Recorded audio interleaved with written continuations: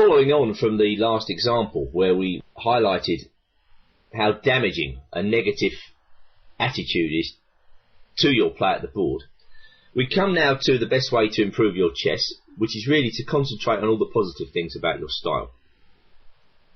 Many coaches that I've seen tend to focus on all the bad things about somebody's play and try to strengthen those things.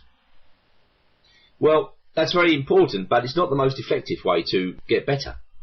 What you should do is try to seek out all the things you do well and work on them first.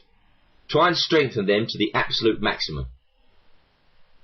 When you've got everything you do well working for you, you are, and can be, a very formidable player. By focusing on the positives, not the negatives, you can make giant strides forward. There will inevitably be times when you have to, how can I put it, review the mistakes that you're making in your games. But by and large, it's much more effective to concentrate on the positive things. This leads us to this strong, positive mental attitude that we're trying to cultivate, and that's what you need to become a strong chess player. As I said in the Improvers DVD right at the outset of this series, it's very important not to be afraid of losing. And this is what this combination of hard work and focusing on the positives gives you. It gives you a fearless attitude to chess, so that when you go in, even against the very best, you feel you've got a chance and you're ready to give 100%. Now, let's have a look at a game recently played in a Grandmaster tournament between Vishy Anand, playing white, world champion, and Levon Aronian, playing black. Obviously a really strong player, nearly in Anand's class. I mean, Aronian is a world-class player. But with black against Anand, you know, it will be very easy to get the feeling that you were going to suffer in any particular game. Well, if you've got that feeling, then you probably will suffer in the game. What you've got to do is to understand that you can actually beat this guy. But you've got to make an educated choice in the opening. You've got to give 100% all the way through. And you've got to create the type of position, or try to, that perhaps Anand won't play so well. So let's see if Aronian achieves all these objectives in this game. Okay, well, first point is the Slav defence. The Slav defence is now enormously popular at all levels of chess, and especially so at the Grandmaster level, because it's a rock-solid choice. In general, technique is so good at the highest level that, especially when you're black, you can't just go playing any risky opening that you like. This is why you see at Grandmaster level, the very top level, that only a few openings are played. For instance, if white plays e4, you're going to get a Petrov, you'll get some Ruy Lopez, or you'll get some Sicilian defence, usually the Najdorf. And that's because Grandmasters recognise that these are probably the best openings for black, the very best openings objectively.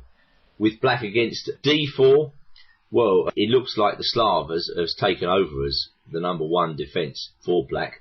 Various lines of the Queen's Gambit declined are also very popular. The Grunfeld is popular with a few, the King's Indian popular with less, the Benko Gambit. The Nimzo Indian is also a very popular opening. But again, opinion is crystallised around a few openings.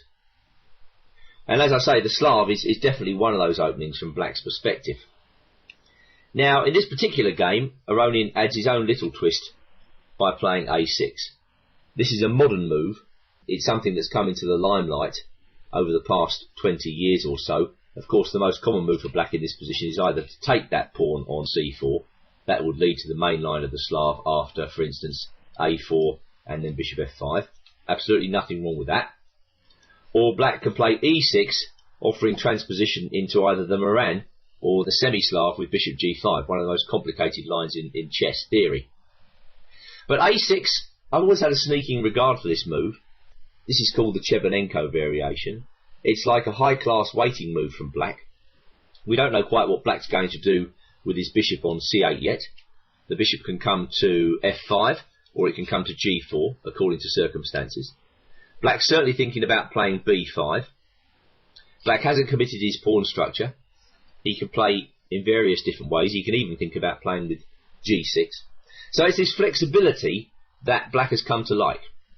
And a6 has been scoring pretty well. I think this is a particularly good weapon for the average player to use with black against the queen's pawn when you're trying to improve, because you're always going to get a decent position if you know even the rudimentary bare bones of the analysis, the variations, and it's quite easy to play.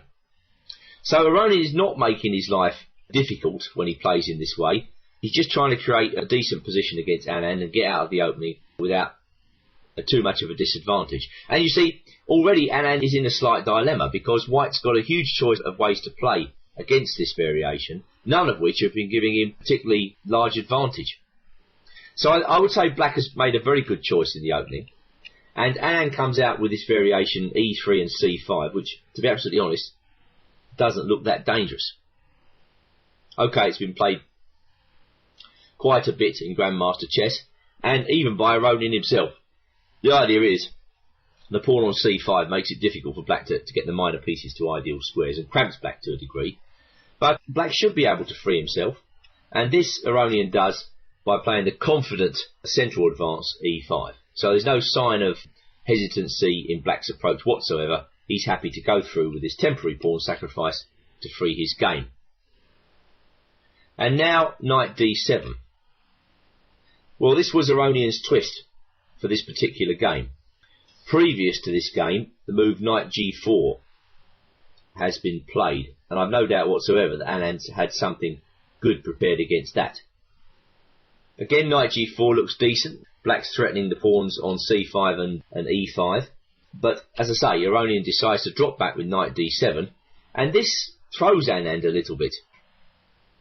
He plays a very aggressive advance here, E6. Black takes on C5 with the knight, E takes F7, King takes F7, and now Anand shows a slightly confused state of mind by playing B3, which looks like a decent enough move, but in fact is a mistake. And now what White should do in this position, and it's a move Aronian recommended himself, is to play bishop C2. This Aronian played in a previous game against Movsesian in Nanjing 2008. By the way, this game was played in Moscow in 2009, so this game was a year in advance of the game against Movsesian.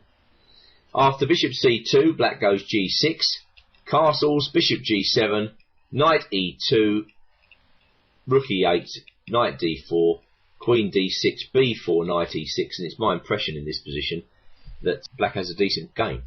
He's getting all his pieces out. There are mutual weaknesses there on C6 and B4, but this position is balanced. And in fact, the game Aronian-Movsesian was drawn shortly after.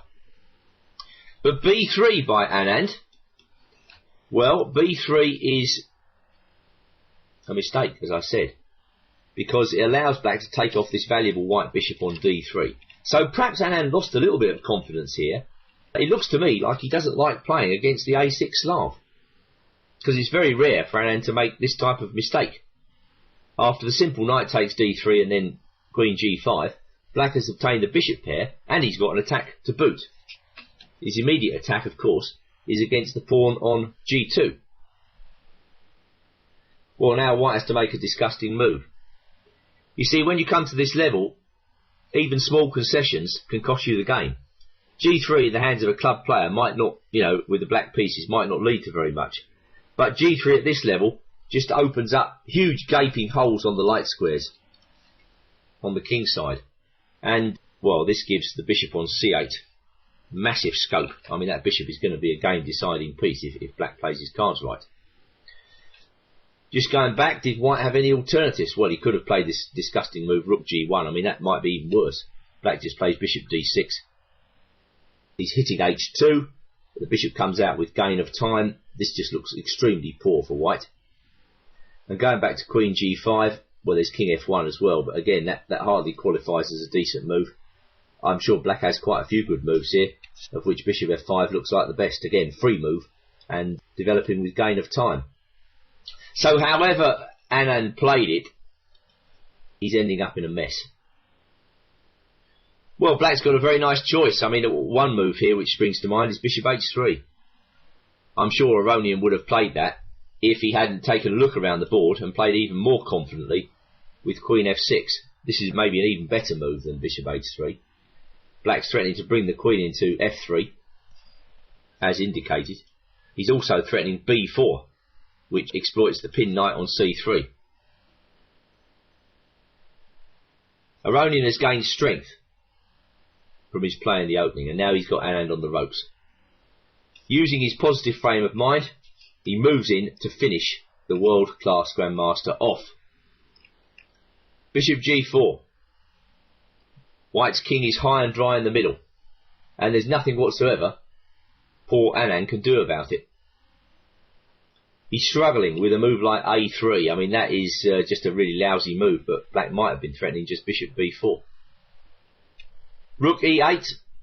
Well, the bishop's coming to c5, and there could be a decisive sacrifice on e3 coming up. Rook comes to c1. b4. A takes b4, bishop takes b4. Now it's really becoming desperate. There are numerous ways to strengthen black's position. I've indicated what they might be. Rook e4, rook h e8, and then d4 is a pulverising attacking plan. And white cannot relieve the pressure. I mean, just look at it. You can't believe that it's Anand playing with the white pieces.